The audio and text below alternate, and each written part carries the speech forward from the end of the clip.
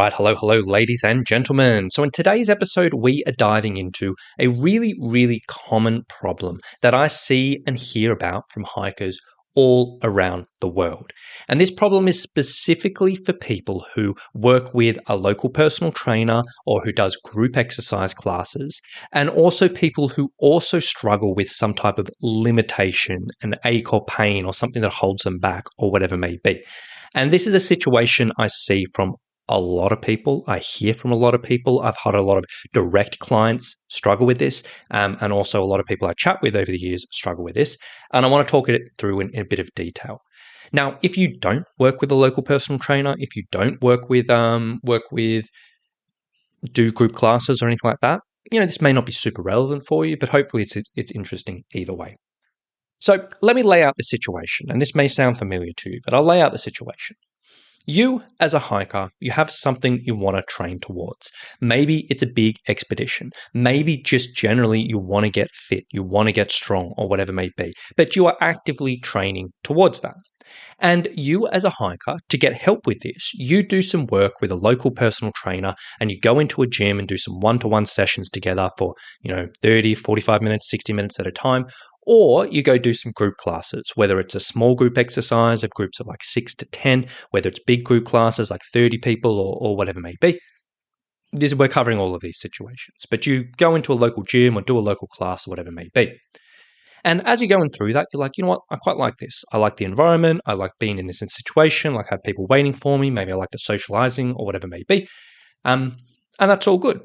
But then at some point, you realize you have a bit of a limiting factor, a little bit of an issue. There's something in these sessions that just isn't quite right. So, for example, maybe you're doing group exercise and they've just got you doing lots and lots and lots of lunges. But you realize that, you know what, actually, after doing lunges, my knees get a little bit sore. And, this is a little bit tricky. Or maybe you're working with a personal trainer who really likes getting people strong. And when you're doing weights with them and when you're doing your strength training, they really just keep on stacking up the weights and really pushing you and kind of pushing you almost to your limit. And you realize, okay, initially that was sort of all right, but now I'm kind of getting a bit uncomfortable. Like the next days I wake up and my joints are sore or I'm struggling to recover or whatever it may be, my back's sore or whatever it is. Or maybe you're working with a trainer or a group class and they love doing burpees or squat jumps and they get you doing lots and lots of that. But you realize that, you know what, I get a bit dizzy when I do these things. It really makes me feel a bit gross. Or one of a million things. And you just realize that something in these sessions is just not quite right for you personally. Then essentially what you do, you're like, all right, well, I struggle with this. Then you tell the trainer or the coach who's running the sessions this issue. And you're like, hey, I'm struggling with this, or hey, I'm struggling with that, or whatever it may be. And in that session, they respect it. They listen to it. They're like, hey, you know what? Okay, good to know. We're going to work around this and we're going to maybe skip lunges and I'll give you an alternative. Or maybe we'll just have a bit of a lighter session today, or whatever it may be. And this may be all well good for this session, maybe the next week, maybe the next two, or whatever it may be. But then the trainer seems to forget. And they end up, after a couple of weeks, just going back to asking you to do the same old things, asking you to do those lunges again, or asking you to push the weights, or asking you to do burpees, or whatever it may be. And you end up getting asked to do these same old things you wanted to avoid.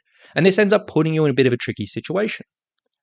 Because a lot of us, we don't want to be difficult. We don't want to keep on raising these issues and these points and end up being, in quotation marks, difficult, even though technically that is perfectly fine and that's exactly what the coach is there for. But sometimes we just struggle with that. And also a lot of people are like, oh, you know what? Maybe I had a week or two off doing lunges. Maybe I just want to test my knees and see how it goes. And you do it and you're like, oh, I hope it's going to be better. And then you do it and you end up getting the same issues again. And it just turns into this recurring cycle for weeks or months or even for some people years. This is a really common situation. I've probably in the last 12 months had a dozen direct clients who have gone through an exact similar scenario with this, whether it's with local trainers or boot camps or small group training or big group classes or whatever it may be. And I just know so many hikers out there do struggle with this, people who obviously I don't work with directly, because it can be a little bit tricky. because maybe you love what you're doing with that trainer or the class. Maybe it's a really positive thing for you in 95% of the time or 98% of the situation. It's not like it's to a point where you're like, oh, you know what, I just want to give this up. This sucks. But you really enjoy it, but you just don't want this issue. This keeps on coming back and you're like, oh, this is really annoying. So today and tomorrow, we're going to be talking about how you can navigate these situations. And I'm going to give you a little bit of an action plan around how to work around this. Now, I'm going to be splitting this episode up into two parts. Today, in this episode, we're going to be talking about one-to-one PTs, one-to-one personal trainers, and how you can go about that. And then the second part, we're going to talk about group exercise, which will cover group exercise, boot camps, and small group training or whatever it may be. So we'll kind of cover both scenarios because they're similar but a little bit different. So first of all, let's talk about personal training. Now, most people from the outside would kind of think, look, if you are working with a one-to-one personal trainer, if you are paying money to see them each week, if you are literally working with them every single week and you're spending 30 to 60 minutes with them, if you have this personal relationship, which you may have after weeks or months or even years of working with someone, shouldn't they already know your issues? Shouldn't they already know what triggers are? And shouldn't they be able to plan around that? Because that's literally what personal training is. Personal training which is personal for you and going to be right for you. And yeah, in theory, that all makes sense. And yes, a good PT, they will absolutely be on top of this and they will absolutely sort of be able to adjust things. They'll make sure, okay, X, Y, and Z is not good for you and we're just never going to do this. Or if we really want to do this, we'll build you up in a safe way or whatever it may be. A good PT will do this. And if you got someone like that, fantastic, awesome. This shouldn't be an issue for you at all. But I'll be honest, this, even though it sounds from the outside how it should be, I would probably say this is not standard practice in the fitness industry. And unfortunately, a lot of PTs and just one-to-one trainers, they do have a few limitations when it comes to this type of thing. I'm not saying everyone does, but I would probably say this is more of the average approach. In the sense that a lot of PTs, and again, I would sort of say for the most part, a lot of PTs are really terrible about taking notes. In the sense they spend the whole session, they take you through the session, they watch your form, they watch your exercise, they have conversations with you in between sets and reps and this and that. But a lot of people just don't take notes. They don't write down what's going on. They don't write down what's happening. And also on top of that, is if they have sessions back to back to back afterwards, they don't have time to do notes afterwards. They may end up doing 3 or 4 or 5 hours of stuff, and by the time they actually get down to write things down, they've completely forgotten what's going on. That is a really, really, really common thing. Number two, another limitation is a lot of personal trainers, they don't really work off a personal program in the sense that these types of things are very, very easy to work around. Is if, as a coach, you sit down and you're like, okay, Ali, for example, Ali is my wife. Let's use Ali. Ali is training for this, and she doesn't like this exercise. She has this problem or whatever it may be. So I will sit down and I will write out a program for Ali to work around this, to get her where she needs to be for her goal and make sure we're not covering these issues. And if we're sitting down and doing programming in advance, this can be really easy to do. But again, industry standard, most trainers are probably not really doing programming. They're just putting together workouts for the day. They may end up doing the same workout for 4 or 5 different people through the day or whatever it may be. This is a really common practice in the fitness industry. So, if they're just doing a standard workout, they may just go back to their tried and trusted favorites of how to approach things, and they'll just forget about what you may need. It sounds sad, but it's pretty standard. On top of that, a lot of trainers just don't have good memories, in all honesty. Like, I remember me as a local and an in-person personal trainer, my memory sucked. I would forget things all the time. A lot of trainers, if you work with them, they can't even count to 10 in the sense that, we get lost when we're counting your repetitions and you ask how many reps are left and we're like, oh, maybe 3 more. That's an ongoing joke in the fitness industry between clients and trainers. That's just a struggle. A lot of trainers, in all honesty, in the moment, they just don't have good memories. Again, they may be in a rush in between session. They may be taking you through sessions at the start of it, super early in the morning or at the very end of a long day or whatever it may be. But sometimes memory is just not amazing. And on top of that, there are trainers out there who maybe are just kind of really like doing things in a certain way. They've got a particular way of going about things. They've got particular ways of training people, the particular ways of pushing people, particular exercises they like, and they just don't really like getting off their usual course. It happens. Like, all of this may sound terrible, and it may sound like I'm having a bit of a dig at people, but it's not. Like, in all honesty, for a lot of people, and I would sort of say the majority of people who are going to local gyms and doing training, these types of things, they don't really matter too much, in the sense that you don't really need good notes or good memory or even amazing programming to get people into the gym, to get a good sweat on, and get them walking out of the gym or walking out of their session feeling better than when they came in, and giving them a good day and giving them a good experience and helping them feel a little bit fitter. I would say 90% of people who are going to trainers, that's probably what they're after. So none of this really matters too much around it. However, if you are dealing with limitations, then this can be a little bit tricky, and we need to sort of work around it. Now, I'll give you a couple of direct examples of this situation of two clients I've had in the last 12 months. Now, first client is a longer-term pain client, in the sense that they came to me, they've had pain for years and years and years and years, and they are training for a particular hike. They've been working with a local trainer for ages. They wanted to keep on with that, and they were like, hey, I want to improve my hiking. I want to get on top of my pain, and all of this. So we were working together. We were doing sessions. They were also doing sessions with a local PT. And as we were kind of coming through the weeks and the months, we sort of identified, all right, with the PT, a lot of the stuff they were doing was like more maximal intensity lifting, in the sense that they'd do an exercise with the PT. They'd start on a weight. That'll go okay. Then the PT will put a bit more weight on, push them a little bit more. That'll go okay. Then the PT will put more weight on. It'll be a struggle. Then the PT will put more weight on and kind of push them to the limit, which a lot of people love. But in this particular situation, we were actually like, oh, that's actually a bit of a trigger, because after every single time you do this, the next day or two, your particular pain points flare up. So this person had the conversation with the trainer and saying, hey, do you mind me not doing this? Do you mind if we just pull back the intensity a little bit, because I feel like it's kind of aggravating things? And it worked for a month or two. It was great. They pulled things back. We worked on other areas. The pain eased off. They started progressing with their weight and their fitness again, because they were always getting held back by those flare-ups, and everything was working great. But then after about, I think it was like 6 weeks or so, the trainer started pushing the intensities again and pushing them back to that point, which they're a little bit uncomfortable on. And this led to the cycle just happening again, and went on for a while. Or the second situation is a client that we're working with leading into a big trip, who had hip issues. They came to me and they were like, hey, I've got this trip coming up. I've been doing all of this training. I really enjoy these small group classes. But recently I picked up a hip issue, and I'm a little bit worried about getting ready for this trip. And we identified that, you know what, you're doing a lot of jumping, a lot of squat jumps, a lot of split lunge jumps, a lot of burpees. And we identified that's actually a bit of a trigger from these group exercises. So we sort of said, hey, you know what? Maybe just hold off on these for a little while. Let's just pull this back and avoid it. And they had a chat with the coach and the instructor in the classes. For a few weeks, this was fine. And then they started getting encouraged to do these again. And the discomfort came back. This type of stuff, it's really, really, really common. But there's just a couple of concrete examples. And in all honesty, none of this is ideal. Because, if you've got that, if you enjoy those sessions, if you've got that personal relationship, you want that to be a positive thing. And you don't want that setting you back in certain ways.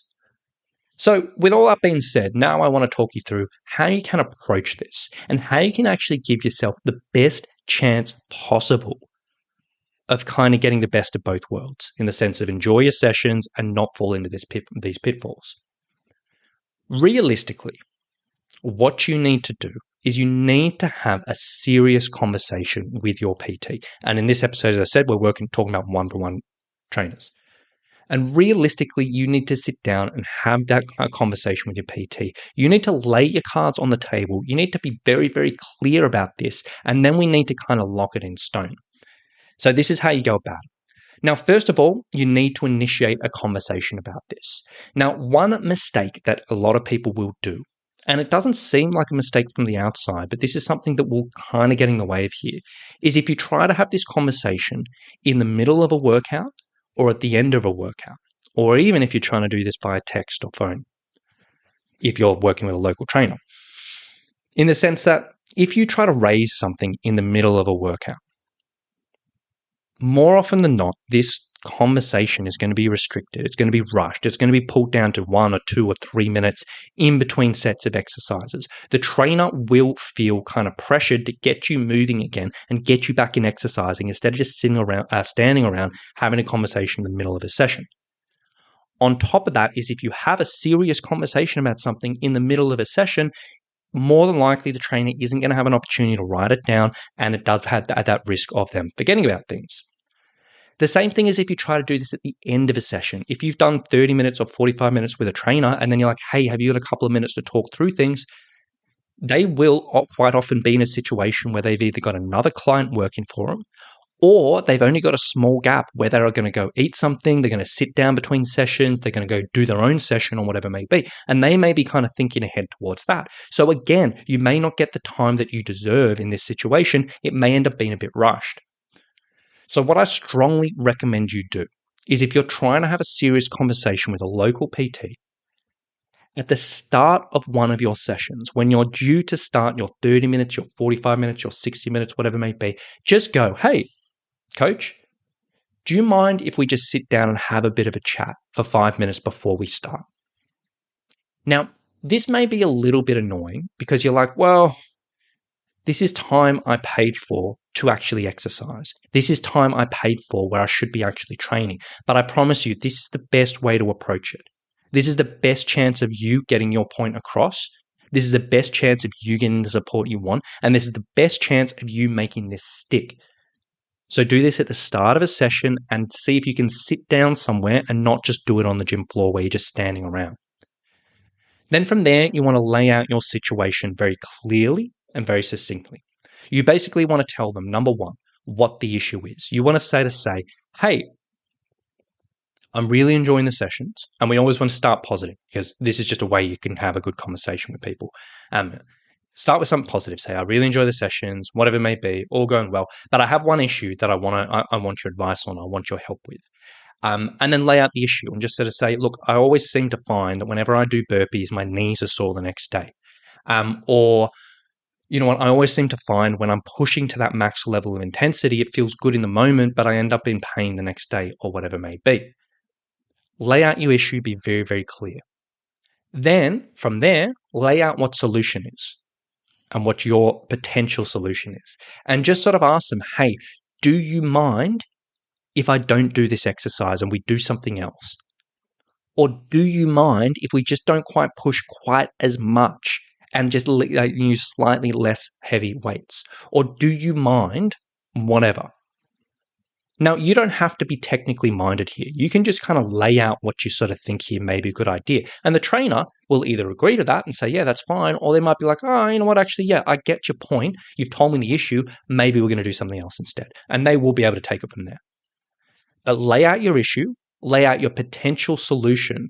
Ask them, is that okay? Get their confirmation and agreement.